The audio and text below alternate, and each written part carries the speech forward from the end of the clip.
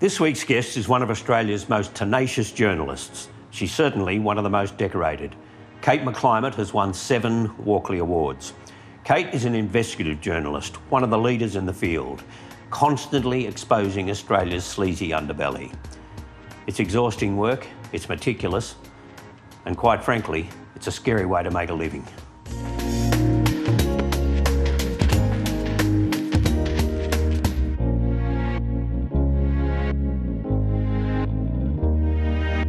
Kate McClymont, welcome to 1+1. Thank you, Barry. So you grew up in Orange, you're a country girl. I am a country girl. I grew up on a dairy farm outside of Orange. And it's interesting because, you know, we had to get up in the morning before school, you know, feed the chooks, feed the calves. All holidays we had to work helping around the farm, so we never really knew what a holiday was. That might explain your well-known work ethic, because farmers certainly have that. Oh, look, yes, and I remember when some of our farm workers went on holidays, my father used to rope us into, you know, getting up at 4 a.m. And also my father was a vet, and he used to get us to do the operations, you know, like doing the sewing of stitches on the calves and things like that, or the cows, because his hands were too big. So I remember having to sew up stomach walls and things. Oh, even the thought of it. Oh. Now, you're also well known for your powers of persuasion. You get people to tell you some extraordinary things, and I'm told that might have started very young too. Your sister said that you invented a game called The Weary Traveller, which basically meant that you persuaded her to carry you around on her back. Oh, look, you see, your siblings always exaggerate, don't they? Always. She was 3 years younger than you. Look, maybe that might have been the case. I think there's probably quite a few other things I've made my younger siblings do as well. But yeah, it was fun. Now, you went to a boarding school in Mittagong, and then you did an arts degree in English literature.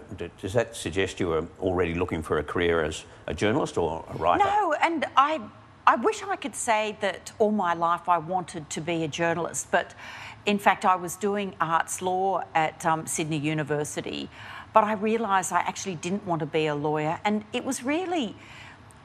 I understand people struggling to find out what it is that's going to make a difference to their lives, you know, what it is that you want to do. And I think often you don't know until you try it. And it was merely that I ran into somebody at a party who'd got a cadetship at the Sydney Morning Herald, and it was just like a light bulb going off, and I thought, that's what I want to do. So when the cadetships came round the next year, I picked her brain, you know, what do you say, what do you do? But in fact, I think the only reason I got the job was not because I had an honours degree in English literature or anything like that. It was because I had a busking booth at King's Cross, and that was questions answered 40 cents, arguments 50 cents, and verbal abuse $1. So I used to How on earth did you come up with that idea? Well, I can't sing, I can't dance, but I can talk. So I thought, you know, that might work. And I used to make about $17 an hour at the time, and that was a long time ago. So it was quite a successful sort of part-time venture. What was the most popular? Was it the question and answer? Was it being abused? Barry, you can make them all work. If you give somebody an answer and they don't like it, you say, if you want to argue about it, that's 50 cents. But also, I think what disturbed me at the time was a lot of young men would pay $1 and then say, abuse my girlfriend. And I would just abuse the girlfriend for having such appalling taste in a boyfriend that he would do that to them. Nice twist. But then if anyone wanted to add their 2 cents worth, I'd say, well, if you want to join in, add your own money. So now, where did this happen? This was at King's Cross. This was at the heart of Sydney's sort of, you know, den of iniquity, and it was where the red light strip was. So occasionally I would have prostitutes complaining that I was taking over their corner. So I would say, competitive well, industry. But yes, but if you want to argue about it, so they'd pay their money as well. See, it's just win-win. Now, explain how that led to a job in journalism. Well, no, it's just that I explained, you know, what... You know, when you're talking to somebody, they want to know what, you know, what hobbies, you know, you have, what jobs you've had. And I said, well, you know, I did this. And I was interviewed by Eric Beecher and Chris Anderson, and they were far more interested in my busking booth than anything else. And I guess they thought, well, look, if someone can do that, and it's one of the skills of journalism, I think, is keeping people on the phone, is talking to them, is engaging with them. And you can't, I don't know whether you can actually teach that as a skill. Like when you talk to somebody on the phone, and with print media, it's by phone, you have 20 seconds to keep them on the phone, and then you have to come up with something that makes them want to talk to you. So you've got to be an amateur psychologist, and you can't lie. Like, I just think one of the most important things is behaving ethically. But you have to sound like an ordinary person who is interested in what someone has to say. So you took up this job at the Herald, and one of your first jobs was as a gossip columnist. Yes. I find that a bit surprising. I wonder why that might be. No, that was, I was dispatched to the Eastern Herald, which was in the eastern suburbs of Sydney. And my job, and the column was called Chums. And I think it was actually meant to be to cover the goings-on of high society in the very rich eastern suburbs of Sydney. But I very quickly attracted my first death threat as the gossip columnist. What an exciting time. Well, it was, I just decided, look, it was just boring, just doing the same old thing. So I went to the wedding of a family member of George Freeman. And at the time, George Freeman was the king of Sydney's underworld. He was a bookmaker. Yeah, he was a bookmaker, you know, an underworld figure, organised murders, that kind of thing. So I wrote that in the bridal party, of which his wife was one, that they wore sequined dresses, being the closest fashion accessory to armour plating that you could get away with. And George did not think this was funny. And so I started getting threats at my home. And at the time, I was living in a share house, and my flatmates just said, you've got to do something, because they were sick of picking up the phone and saying, George is not happy. So I had to go and report it to the police. Now, is it true that that brought you to the attention of the National Times? Yes, it was. So I think they actually thought it was quite funny, because I ended up doing things like I would go to the Greyhounds at midweek, and that is the complete antithesis to Sydney society. That's where, you know, the women are wearing sort of, you know, matching tracky dacks, and the men have got flannelette shirts. So, yes, I got approached to go and work at the National Times, which was sort of like quite a change from writing the gossip column. And you also spent a bit of time at Four Corners. Yes. And I think that was the time that they produced The Moonlight State. Look, I arrived there only a couple of weeks before Chris Masters' seminal work, The Moonlight State, went to air. And I think that completely opened my eyes to what journalism could do, what powers it had, how it could actually change something for the better. And I think, you know, the years that I worked at Four Corners, I was there for about 2.5 years. It just showed me what investigative journalism could do, what long-form journalism, properly researched and properly done, could just achieve things that everyday journalism often can't. You might have learned from that too, though, about the stresses that come with that long-form journalism and investigative journalism, because Chris Masters once said that that item went to air for 50 minutes and he had 12 years in the courts. After that, he called it, I think, the death of 1,000 courts. Yes. Well, I mean, that's the thing. And I think that last year, I think I would have spent about 20% of my working life with lawyers about defamation suits.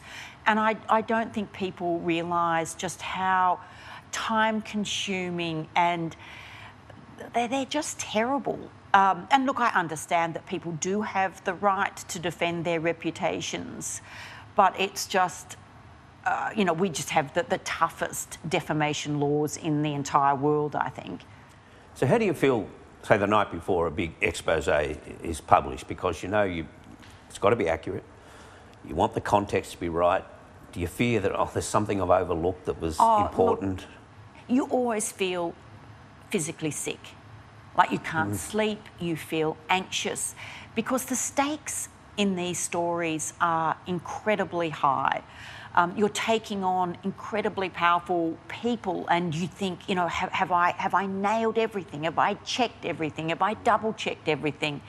And I'm always now aware of people trying to set you up, or, you know, send you false information, send you false documents.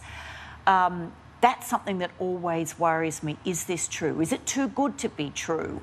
So you're always, you know, basically you're, you know, double thinking yourself. And every single story I do, I now say to myself, okay, if I am sued over this, who is going to come to court? Who is going to stand up in court? Will they be a good witness? And I think, you know, fancy getting to the stage now where every story is a possible defamation black hole. And given that the media is in dire financial straits, there is limited appetite for taking on litigious people, big companies. You know, I'm lucky that I work for the Sydney Morning Herald and The Age, which have always been incredibly supportive. I could never do my job as a freelancer. I would have lost my house by now about 3 times over. So you just can't do it. So they don't come to you and say, look, times are tough, just go a bit easier?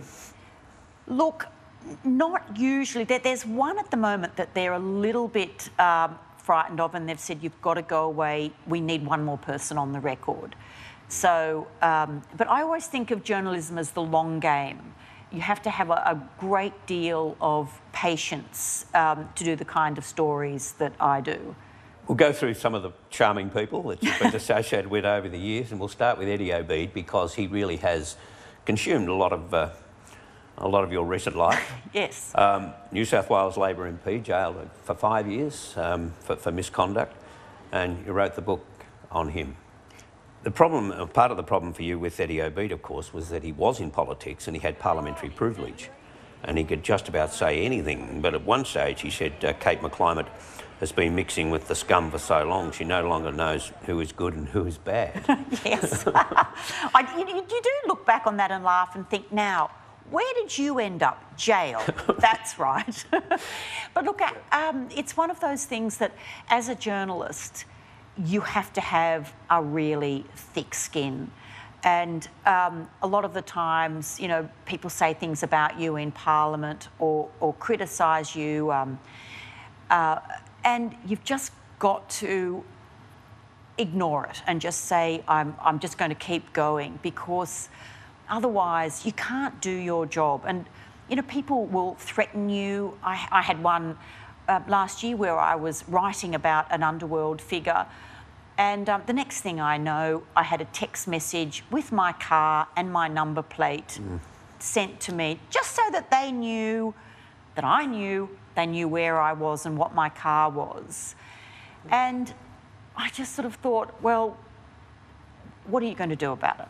Really? There is nothing that you can do. If somebody actually wanted to kill you, they would. And I don't think that they do. I just think they want to stop you. That must scare the hell out of you. Look, it does. It does scare the hell out of you. But you can't let them know that.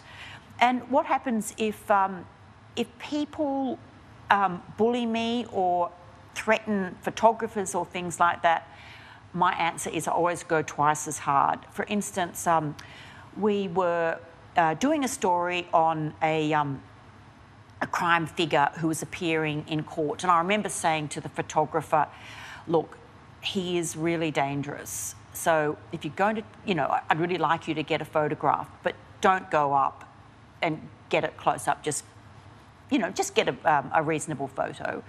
And I went off to get a cup of coffee, and I came back and the photographer was just a quivering wreck. And I said, what happened? And he said, he came up to me and said, if you publish that photo, I will track you down and I will get you. And the photographer rather foolishly said, but don't shoot me, I'm just the messenger. And he said, but I will shoot you. Anyway, so I was so angry. I just marched up to this guy and said, "How dare you threaten my photographer?" And he just looked at me and said, "Listen, you stinking, ugly old hag." I thought, well, I might be old, I might be ugly, but I am not smelly. Anyway, so I just said, look, there are witnesses here, and I'll report it if you ever do that again. And so we ran a front page photo. We didn't have the photographer's byline, but we wrote the story. And I thought, that's what I will do. If you do that to me, I'm not going to let you get away with it. So, he was probably shocked that he didn't scare you. I know, well, look, but I was scared. Yeah. But I mean, I don't want them to know that. I just think that it's just like bullies. You have to stand up to them. And it's all very well for me to say that because I've got the backing of a media group.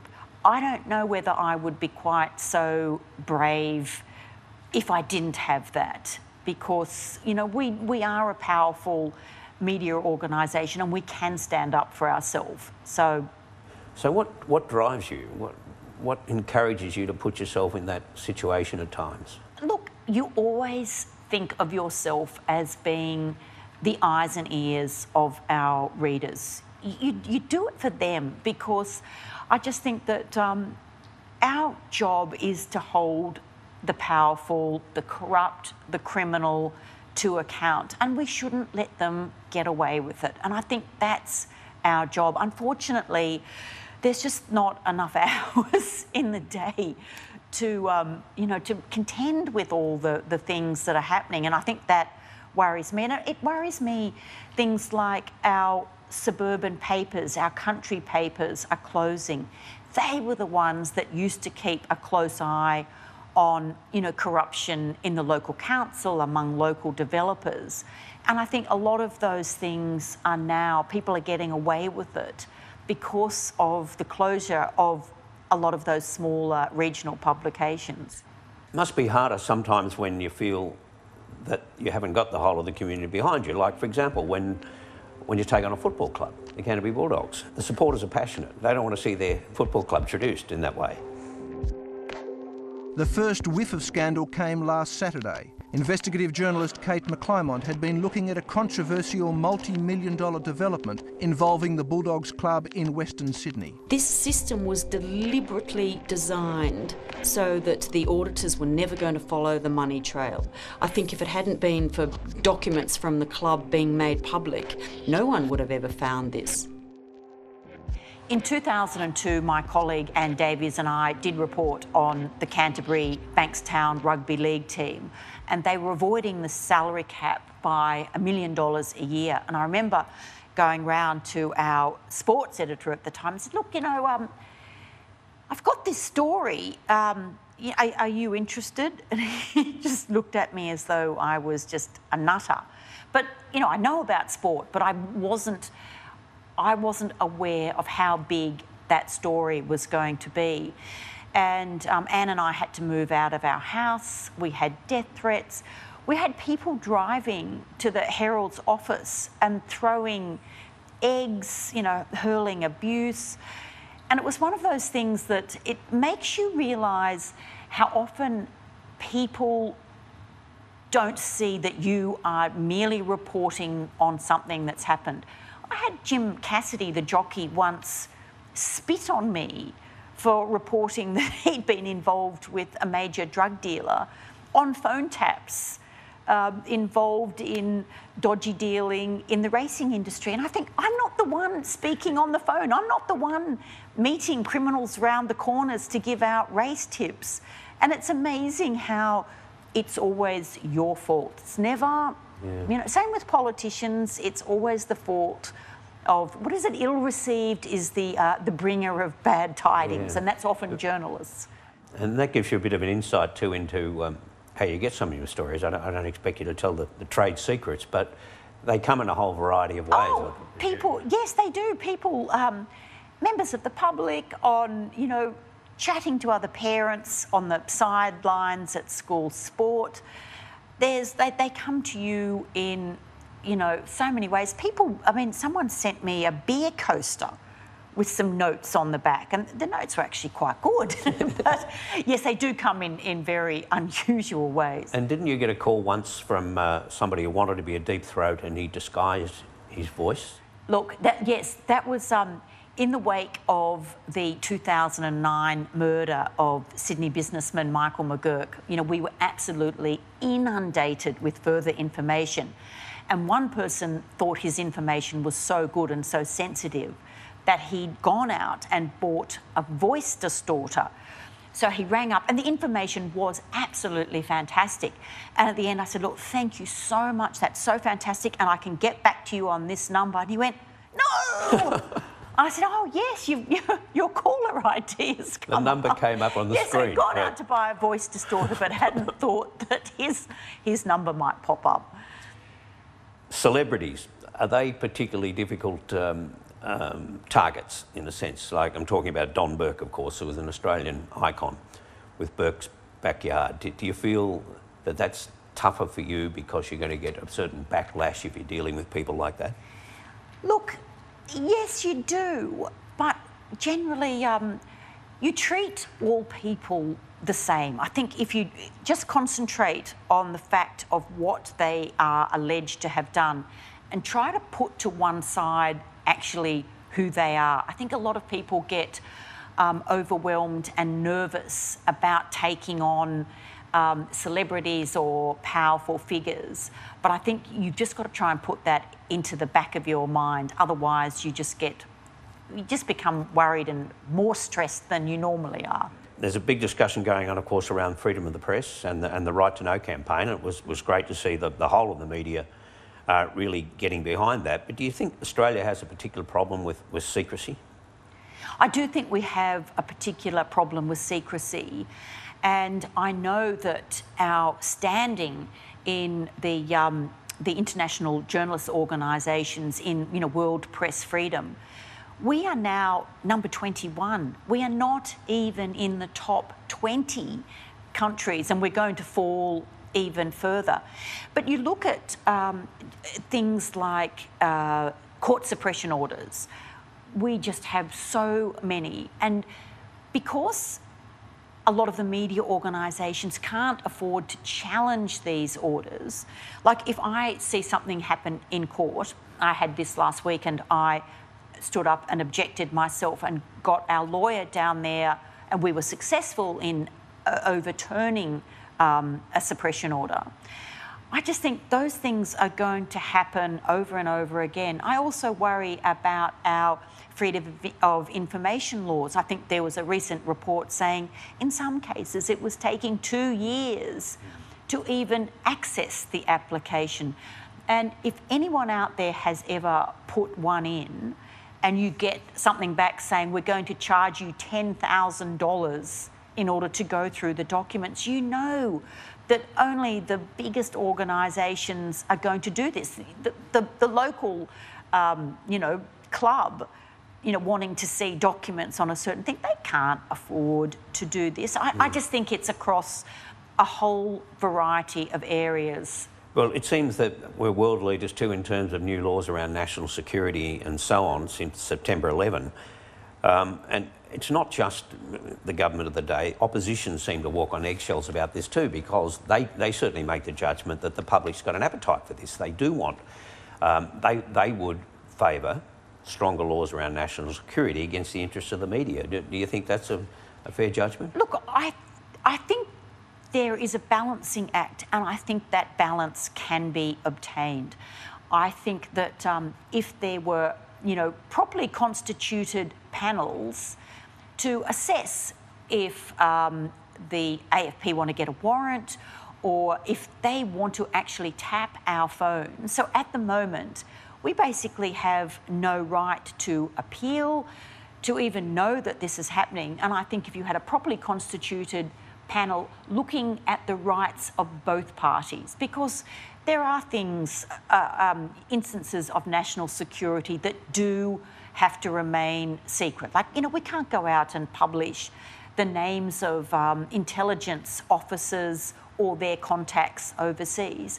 those kind of things, you can't do that. And I think that there should be protections in place.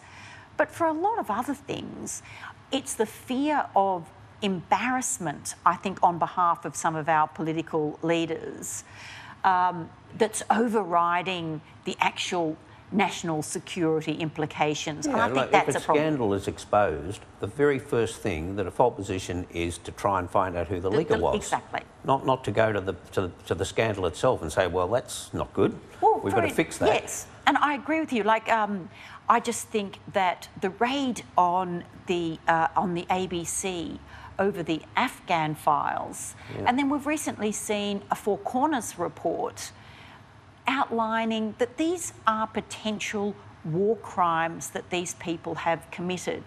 And if that is not in the public interest to know that people may have committed murder, while on duty overseas, I don't know what else is in the public interest if that isn't, and we certainly have a right to know. What are the essential tools for a good investigative journalist?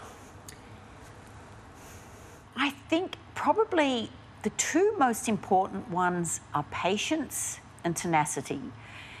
You have to be patient. Like, not everything is going to fall in your lap at any one time. And also, you have to be persistent and tenacious. Like, you can't make 3 calls. You might have to make 30 calls or 300 calls.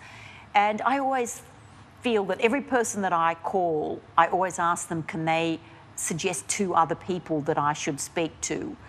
So it often takes a while. I've been working on the same story now for about a year. And every now and then I get a little bit further with the jigsaw puzzle, and I think it will happen, but you can't feel too depressed if it doesn't happen immediately. And you have to be fearless.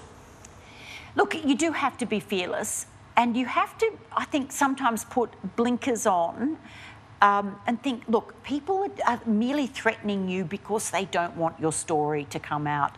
I'm always of the view that they don't actually want to kill me. Well, I mean, that's what I tell myself, because I think if you were worried about that, and I also feel that now that my children are, adults themselves, that fear, the biggest fear to me always was not for myself, was that they would do something to my family. And now I sort of feel a little bit freer that, they're all fine. So you can go after people, twice as hard. Well, Kate McClymont, I think you're someone who takes us to places where very few of us are prepared to go, and I think that's leadership. Thank you for joining 1+1. Thank you, Barrie. That's very kind of you.